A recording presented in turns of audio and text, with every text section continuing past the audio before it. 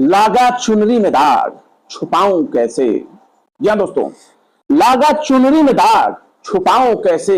साल 1963 में एक फिल्म आई थी जिसका नाम है दिल ही तो है। इस फिल्म के गाने में आज भी कह ढा रखा है, पर मेरा बस चले तो मैं इसका नाम रख देता नाक ही तो है। जी हाँ, चुनरी में लगे दाग को मिटाया जा सकता है, लेकिन अगर कोई दाग चेहरे पर लग जाए तो कैसे छुपाया जाए। अगर यही चोट सीधे नाक पर लग जाए तो छुपाना और भी मुश्किल हो जाता है। इजराइल के साथ भी ऐसा ही हो रहा है। ईरान ने इजराइल पर हमला करके एक तरफ इजराइल की नाक पर वार किया है, तो वहीं दूसरी तरफ ईरान के पंजे से अमेरिका के गाल की गोरी चमड़ी लाल हो गई है। ये गोरी चमड़ी न सिर्फ बाइडेन की लाल हुई है, बल्कि अमेरिका के बड़बोल नेता डोनाल्ड ट्रंप की चमड़ी भी लाल हो गई है। कल तक तीसरे विश्व युद्ध को रोकने की वो बात कह रहे थे, लेकिन जब से उनके कान में किसी अमेरिकन शूटर ने छेद कर दिया है, तब से ही उनकी बोली और भाषा दोनों ही बदल गई है। अब वो खुद चाहते हैं कि इजराइल जल्द से जल्द ईरान के परमाणु ठिकानों पर हमला करते, पर बाइडेन साहब ऐसा नहीं चाहते, क्योंकि इजराइल ने जब ईरान के परमाणु ठिकानों पर हमले का बयान दिया, तब से ही बाइडेन कह रहे हैं कि वो ईरान के परमाणु ठिकाने पर हमले की बात से सहमत नहीं है। इसके बाद इजराइल ने ईरान के ऑयल फैसिलिटीज पर हमले का मंसूबा बनाया, लेकिन बाइडेन इसके लिए भी सहमत नहीं है, क्योंकि अगर इजराइल ने ऑयल फैसिलिटीज को निशाना बनाया तो पूरे के पूरे यूरोप को कुल्फी बनने पर मजबूर होना पड़ेगा। कुल्फी जम जाएगी। दरअसल यूरोप अमेरिका का सबसे बड़ा दुश्मन अगर कोई है तो उसका नाम ईरान नहीं है, और ना ही वो फलस्तीन है, बल्कि सबसे बड़ा दुश्मन रब्बे कायनात है। रब की बनाई सरजमीन है, जिसके मुकाबले करने के चक्कर में जर्मनी वाले भक्तों के फूफा हिटलर का वजूद खत्म हो गया, और अब तो यूरोप भी उसी कहर का शिकार होने वाला है। दरअसल यूरोप में ठंड की शुरुआत हो गई है, वहां भी बारिश और ओले पड़ने धीरे धीरे शुरू हो गए हैं, ठंडी हवाएं चलनी शुरू हो गई है, जिसके बाद धीरे धीरे मौसम तब्दील हो जाएगा। और हाँ, वहां कुल्फियां जमने के हालात अब धीरे धीरे बनने शुरू हो गए, और धीरे धीरे वहां पर अक्टूबर के आखिरी हफ्ते और नवंबर के आने वाले हफ्ते में यूरोप बर्फ में जमने लगेगा। टेम्परेचर माइनस से भी नीचे चला जाएगा, बर्फ के ओले पड़ने लगेंगे, बर्फीला तूफान भी आने लगता है। ऐसे में यूरोप को तेल और गैस की बहुत जरूरत होती है। अगर इजराइल ने ईरान के ऑयल फैसिलिटीज को नुकसान पहुंचाया तो यूरोप के जाने वाले तेल और गैस रुक जाएंगे। ऐसे में यूरोप के लिए इस बार का ठंड बहुत बड़ी मुसीबत बन सकता है, पर इजराइल अपनी नाक बचाने के लिए किसी भी कीमत पर ईरान के खिलाफ जंग छेड़ने का ऐलान करना चाहता है। एक तरफ इजराइल और दूसरी तरफ ईरान। ईरान के पास जो कुछ भी है सब कुछ उसने अपने दम पर बनाया, यारी दोस्ती भी उसने अपने दम पर बनाई, और इजराइल के पास जो कुछ भी है सब कुछ अमेरिका का दिया हुआ है। ऐसे में अगर ईरान पर हमला होता है तो इसका खामियाजा पूरी दुनिया को भुगतना पड़ेगा। पूरी दुनिया में तेल की कीमतों में इजाफा देखने को मिल जाएगा। फिर तो ना अमेरिका में आलिशान गाड़ियां चलेंगी और ना ही फाइटर जेट, हेलीकॉप्टर और ड्रोन तो बस शोरूम में शोभा बढ़ाने के लिए रह जाएगा। टैंकर भी रुक जाएंगे। ऐसे में इजराइल बगैर तेल के कुछ नहीं कर सकेगा, क्योंकि उस तक हथियार पहुंचाने वाले बड़े बड़े जहाज भी तेल से ही चलकर समंदर का रास्ता तय करते हैं।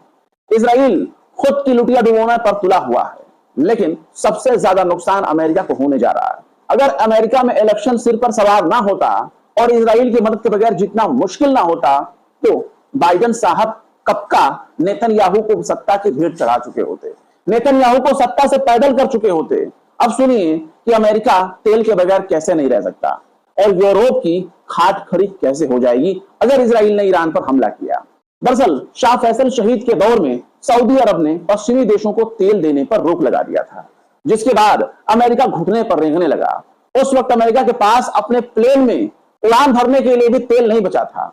अगर वही दौर फिर से लौट आया तो अमेरिका को घुटने पर आने से कोई नहीं रोक सकता। यूरोप की एक बड़ी आबादी तेल और गैस पर निर्भर करती है। यूक्रेन और रूस की जंग के बाद यूरोप महंगाई और तेल की मार झेल रहा है, क्योंकि रूस से ही पूरे यूरोप को तेल और गैस की सप्लाई की जाती है, बाकायदा पाइपलाइन के जरिए।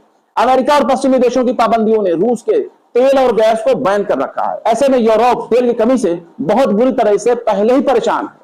बहुत बड़ी महामारी फैल सकती है अगर यूरोप के पास वक्त पर तेल और गैस न पहुंचा, क्योंकि घर से लेकर school, college, hotel, university, factory, कारखाने, यहां तक कि रेस्तरां भी तेल और गैस के जरिए ही खुद को गर्म रखते हैं। अगर इस कुल्फी जमा देने वाली ठंड में यूरोप के पास तेल और गैस की किल्लत हो गई तो पूरे यूरोप को बहुत बड़ी त्रासदी से जूझना पड़ सकता है। अगर ईरान के ऑयल फैसिलिटीज पर इजराइल हमला करता है तो ईरान और ईरानी हथियारबंद संगठन पूरे मिडिल ईस्ट में तहलका मचा देंगे। पूरे मिडिल ईस्ट में खाड़ी के देशों में यूरोप जाने वाले ऑयल और गैस पर हमला करना शुरू कर देंगे। जो अरब के देश तेल की कमाई के दम पर अमेरिका के मुरीद बने हुए हैं, वो दूध और खजूर के दौर में वापस नहीं जाना चाहते, ऊंट वाले दौर में वापस नहीं जाना चाहते। इसलिए अरबों को पलटी मारने में ज्यादा देर नहीं लगेगी। ईरान को रूस का समर्थन हासिल है, चीन भी उसके पीछे खड़ा है, नॉर्थ कोरिया पहले ही मुंह बाए खड़ा हुआ है। नॉर्थ कोरिया भी चीन और रूस के साथ ईरान के लिए कुछ भी कर सकता है, और इस गोलबंदी को तोड़ पाना अमेरिका और इजराइल के बस की बात नहीं है। ऐसे में इजराइल के हमले को नाकाम करने के लिए रूस ने पहले ही एयर डिफेंस सिस्टम ईरान तक पहुंचा दिया है। याद रखिए कि ईरान ने इजराइल पर यूं ही हमला नहीं किया जब तक ईरान ने खुद पर होने वाले हमले को रोकने की ताकत हासिल नहीं कर ली, तब तक ईरान ने इजराइल पर हमला नहीं किया। दरअसल इजराइल न चाहते हुए भी ईरान के जाल में फंस चुका है। ईरान अप्रैल के बाद अक्टूबर में इजराइल पर हमला करके नेतन्याहू का कच्छा उतार चुका है। अब नेतन्याहू अपने अपमान का बदला लेना चाहते हैं, क्योंकि नेतन्याहू शर्म के मारे अपने लोगों को शक्ल भी अपनी नहीं दिखा सकते। हमास के चीफ इस्माइल हानिया के कत्ल के बाद से ही नेतन्याहू जेरूसलम की पहाड़ियों में दुम दबाकर छिपे हुए हैं। वो अपने खुफिया बंकर में छुपे हुए हैं जो जेरूसलम की पहाड़ियों के अंदर बना हुआ है, और इस खुफिया बंकर में खुद भी छुपे हैं, उनके परिवार वाले भी छुपे हैं। बाकायदा इजराइल में होने वाली जो मीटिंग है वो भी उसी बंकर में हो रही है। पब्लिक मीटिंग में वो जाना नहीं चाहते, क्या पता कब किधर से हमला हो जाएगा। खासकर जब से बेन गुरियन हवाई अड्डे पर हूथियों की मिसाइल गिरी है, तब से ही नेतन्याहू के हाथ कांप रहे हैं। 1 अक्टूबर के रोज जब ईरान ने इजराइल पर हमला किया, तब से ही नेतन्याहू के हाथों में कपकपी आ गई है।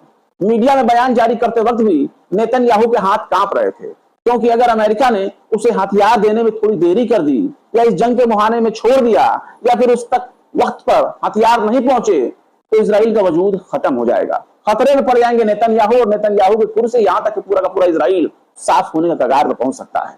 ऐसे में नेतन्याहू को अपने देश पोलैंड भागने का भी वक्त नहीं मिलेगा।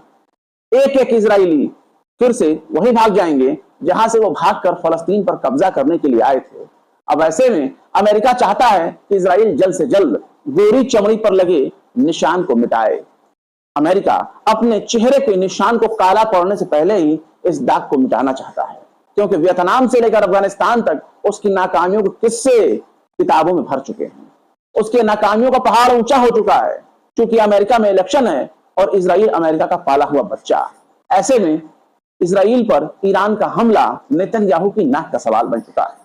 उससे भी बड़ा आर्यवत में मौजूद अंध भक्तों के फूफा के कच्छे पर सवाल है, क्योंकि ईरान ने न सिर्फ नेतन्याहू की नाक तोड़ी है, बल्कि नेतन्याहू का कच्छा भी नीचे उतार दिया है। फिलहाल इस वीडियो में बस इतना ही। ये वीडियो को कैसा लगा कमेंट बॉक्स में जरूर बताएं। वीडियो अगर पसंद आए तो लाइक करें, शेयर करें, और बेबाक निष्पक्ष स्वतंत्र पत्रकारिता को सपोर्ट करने के लिए आप हमारे चैनल टाइम्स मेल को जरूर से जरूर सब्सक्राइब करें, और हाँ, बेल आइकन का घंटी वाला बटन जरूर दबा दें, ताकि आपको हमारे चैनल पर आने वाले नए वीडियो का नोटिफिकेशन फौरन ही मिल जाए। फिर मिलते हैं किसी और वीडियो में एक नई खबर के साथ। शम्स तबरेज को दीजिए इजाजत। जय हिंद। अगर अभी तक आपने हमारे चैनल टाइम्स मेल को सब्सक्राइब नहीं किया है तो जल्दी से सब्सक्राइब कर दें और बेल आइकन भी प्रेस कर दें।